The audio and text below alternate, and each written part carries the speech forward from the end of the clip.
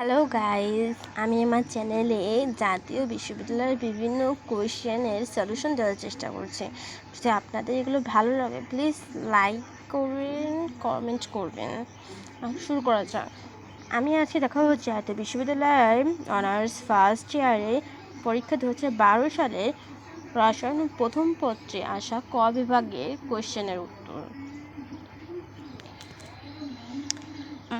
আমি শুরু করছি। ক নম্বর কোশ্চেনে আসছে অর্থহীন অঙ্ক কী? মান হিসাব করার সময় বা কোনো মান প্রকাশের সময় যতদূর পর্যন্ত নিশ্চয়তা সম্ভব তা অপেক্ষা বেশি অঙ্ক ব্যবহার করা হয়। সুতরাং একটি মান প্রয়োজনের তুলনায় যে অতিরিক্ত সংখ্যাসমূহ ব্যবহার করা হয় তাদের অর্থহীন অঙ্ক বা অসার্থক সংখ্যা বলা হয়। পরের প্রশ্ন হচ্ছে পরমভ্রান্তি কী? এই প্রশ্নটা আমি দেখছি বিভিন্ন ধরনের ইস্যু আসছে। এনিওয়ে অনেকগুলো কোয়েশ্চেন আছে, এটা খুব একটি ইম্পর্টেন্ট প্রশ্ন। আচ্ছা, শুরু করেন। মাত্রিক বিশ্লেষণে ভুল বলতে মাপন মান ও পরম মানের মধ্যকার পার্থক্য বোঝানো হয়। অর্থাৎ পরম ভুল E=0 - t, এখানে 0 দ্বারা পর্যবেক্ষিত মান ও t দ্বারা প্রকৃত মান বোঝানো হয়েছে। আপেক্ষিক প্রমাণ বিচ্যুতি, প্রমাণ বিচ্যুতিকে গাণিতিক গড় দ্বারা ভাগ করলে যে ফল পাওয়া যায় তাকে আপেক্ষিক প্রমাণ বিচ্যুতি বলে। একে শতকরা বা সহস্রকরায় প্রকাশ করা হয়। মূল কণিকা, অতি সূক্ষ্ম কণিকা যা মূল উপাদান হিসেবে বিভিন্ন পরমাণুতে উপস্থিত থাকে, অর্থাৎ যে সকল নিরতিশয় ক্ষুদ্র কণিকা দ্বারা পরমাণু গঠিত তাদের পরমাণুর মূল কণিকা বলে। Next question. পি ও ডি উপশক্তি স্তরে কয়টি করে অরবিটাল আছে? একটি উপশক্তি স্তরে 2l+1 সংখ্যক অরবিটাল থাকে। সুতরাং পি উপশক্তি স্তরের জন্য l=1, সুতরাং 2 × 1 + 1 3টি অরবিটাল, এবং ডি উপশক্তি স্তরের জন্য l=2, সুতরাং 2 × 2 + 1 5টি অরবিটাল আছে। অরবিটাল কোনো পরমাণু নিউক্লিয়াসের বাইরে যে অঞ্চলে ইলেকট্রন পাওয়ার সম্ভাবনা সর্বোচ্চ তাকে পারমাণবিক অরবিটাল বা সংক্ষেপে অরবিটাল বলা হয়। তড়িৎ ঋণাত্মকতা কোনো অণুতে সমযোজী বন্ধনে আবদ্ধ দুই পরমাণুর মধ্যে শেয়ারকৃত ইলেকট্রন যুগলকে একটি পরমাণু নিচের দিকে টেনে নেওয়ার ক্ষমতাকে উক্ত পরমাণুর তড়িৎ ঋণাত্মকতা বলে।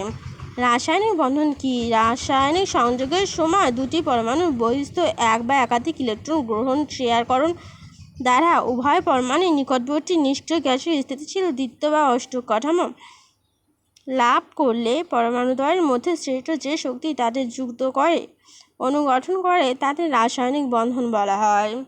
Next question.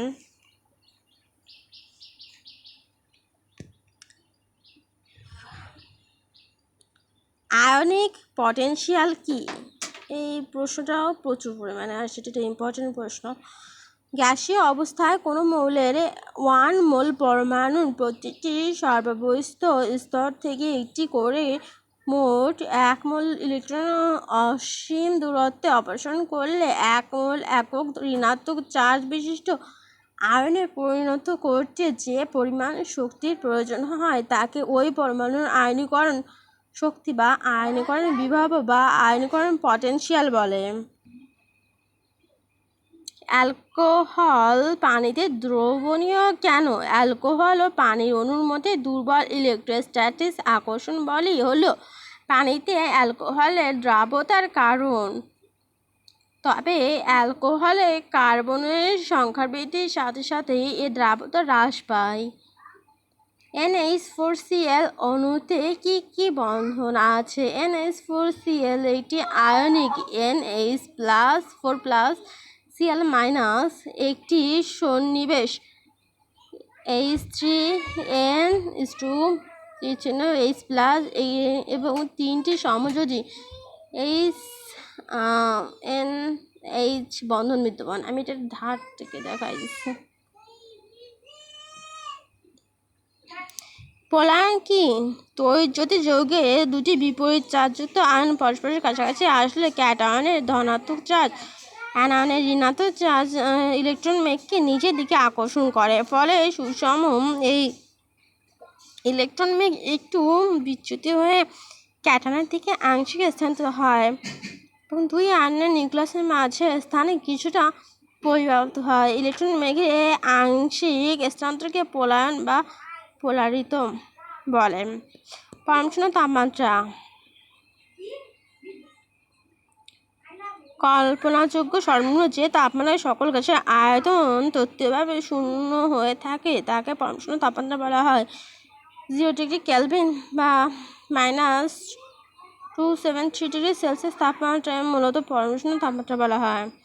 মোল সংখ্যা কোনো পদার্থের গ্রামে প্রকাশিত ওজনকে আণবিক ওজন দ্বারা ভাগ করলে যে সংখ্যা পাওয়া যায় তাকে মোল সংখ্যা বলা হয়।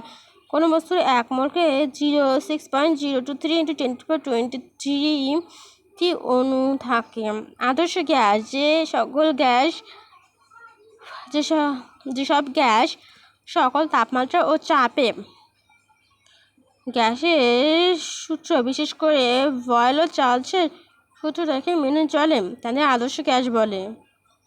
বাস্তব অর্থে কোনো গ্যাসই সকল চাপ ও তাপমাত্রা গ্যাসের সূত্রসমূহ পরিপূর্ণভাবে মেনে চলে না। আদর্শ গ্যাসের ধারণা মূলত কল্পনা থেকে প্রসূত মাত্র। নেক্সট কোশ্চেন,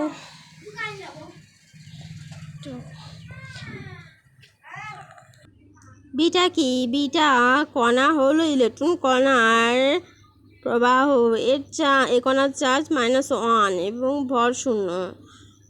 বর্গমূল গড় বর্গবেগ কি? কোনো গ্যাসের অণুসমূহের গতিবেগের বর্গের গড় মানের বর্গমূলকে ওই অণুসমূহের বর্গমূল গড় বর্গবেগ বলে। বর্গমূল গড় বর্গবেগে c হলে c c1 square plus c2 square plus c3 square cn square by n √।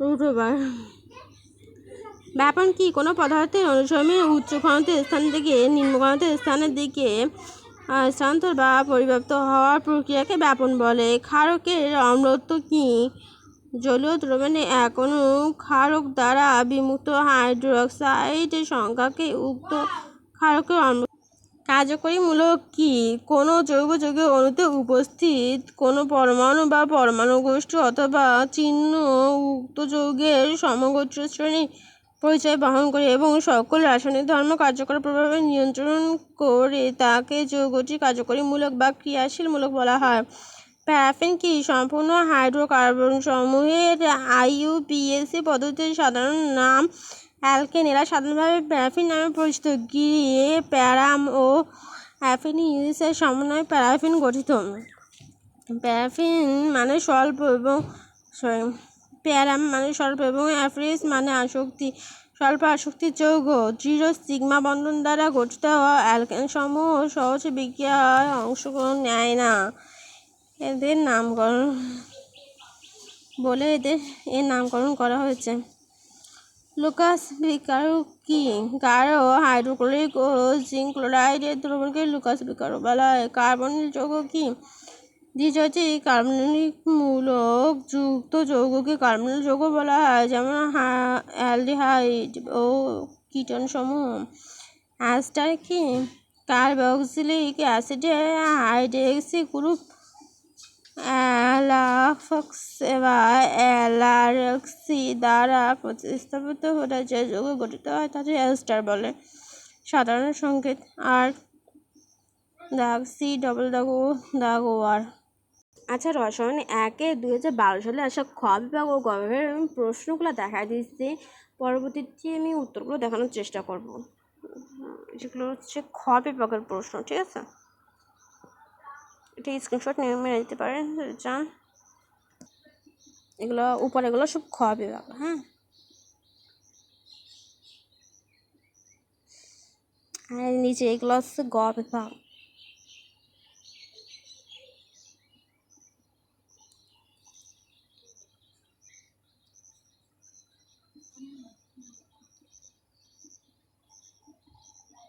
আচ্ছা, যদিও আমি একবার পড়ে শোনাচ্ছি, তাও আমি একবার দেখাই দিচ্ছি ঠিকভাবে, যাতে আপনারা স্ক্রিনশট মেরে চাইলে পড়তে পারেন।